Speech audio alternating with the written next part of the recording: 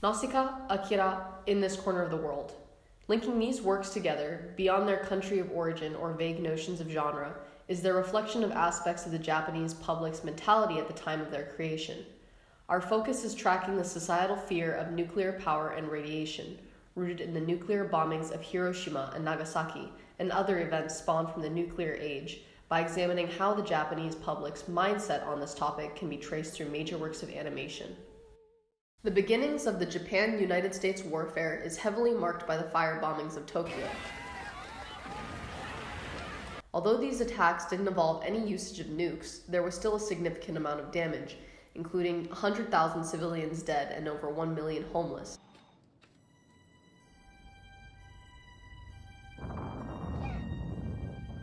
The sheer destruction is deeply ingrained in Japanese history, as can be reflected by films such as Grave of the Fireflies by Studio Ghibli, released in Japan in 1988.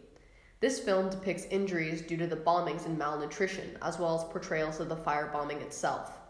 Although the film doesn't correlate directly to the Japanese fear of radiation, the fear of opposing weaponry is apparent, and the film accurately shows the overarching emotions of the Japanese at that time.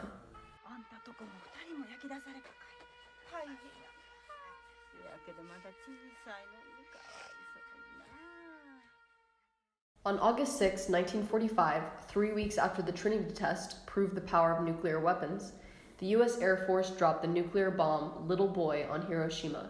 3 days later, Fat Man was dropped on Nagasaki. Though many died soon after the detonation due to the explosive power, burns, and debris, many that had survived the immediate effects began developing symptoms of what was later clearly identified as radiation illness.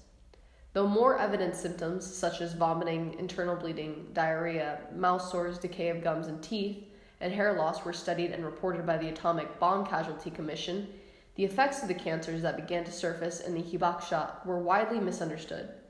Leukemia rates skyrocketed, and many people interpreted those people stricken to be simply lazy, when in reality they were suffering from chronic fatigue, stigma, and fear of invisible diseases that may be somehow carried in hibakusha spread throughout Japan. The 1954 Lucky Dragon incident and the contamination of fish following it propelled the growing fear of radiation to the national scale, with its effect resonating all throughout the country. In the book The Day the Sun Rose in the West, Bikini, the Lucky Dragon, and I, by Matashichi Oishi, a survivor of the incident, states that the real fearsomeness of hydrogen bombs is less their explosive power than the massive radiation they produce. Those who understood the destructive power of hydrogen bombs and the fearsomeness of their invisible radiation foresaw the end of human life and were gripped by a sense of crisis. The fact that the Japanese government were so willing to support the bomb testing began to create distrust between officials and the public, as the public were fearful and against the bomb. Countering this intense fear, however, were attempts to shift public views of nuclear energy to more positive views. Notably, the American Atoms for Peace movement, started in 1953, promoted the usage of nuclear power to further technology to benefit society. Such positive perspectives of an advanced future can be recognized in the 1963 TV series Astro Boy, originally released in Japan under the name Ambassador Atom. So boy, bombs away on your mission today. A primary theme of the show centers around the importance of avoiding misuse of technology. The main character, Atom, is created by the head of the Ministry of Science as a replacement for his deceased son, but is abandoned when it is evident he cannot serve as a replacement for his son. Atom is then adopted by another scientist who recognizes his value, and Atom goes on to utilize his powers to fight crime and injustice. Astro Boy, there you go. Will you fight friends or foes? This origin story quite literally describes a transition from a misuse of the atom to a more positive and beneficial path, making the connection to nuclear power obvious. This anti-war, pro-technology outlook on nuclear power grew, with Japan's first nuclear reactors being built in the 1960s. The 1974 TV series Space Battleship Yamato embraces a similar idea of utilizing technology in a manner that prevents war and benefits humanity.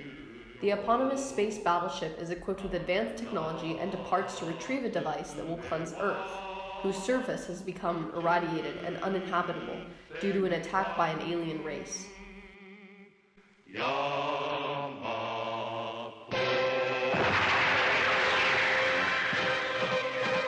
In the meantime, in real-world Japan, a different kind of advanced ship had been created, the Mutsu. Mutsu was developed and finally tested in August 1974, the ship being a merchant vessel that was powered by a small nuclear reactor. Japan Quarterly, a well-known journal/magazine, describes the Mutsu as unlike the power reactors on land in Japan, all of which were built with imported technology.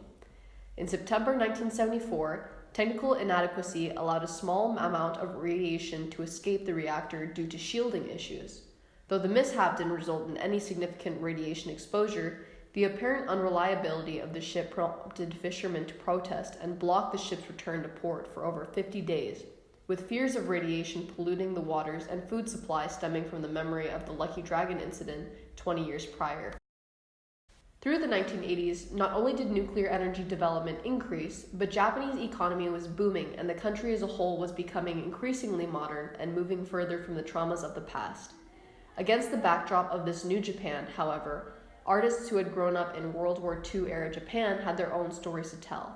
In anime, Astro Boy paving the way for this unique art form, provided a conduit for them to deliver their messages. The 1983 animated film Barefoot Gen, based on the manga series by Kenji Nakazawa, takes place in Hiroshima at the end of the war, recounting the atomic bombing of Hiroshima from a child's perspective.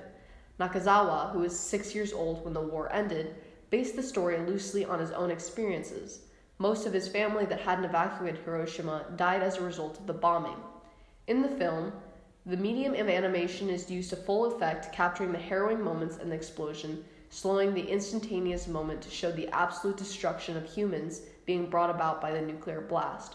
One scene is especially prominent, showing the immediate destruction after the dropping of a nuclear bomb.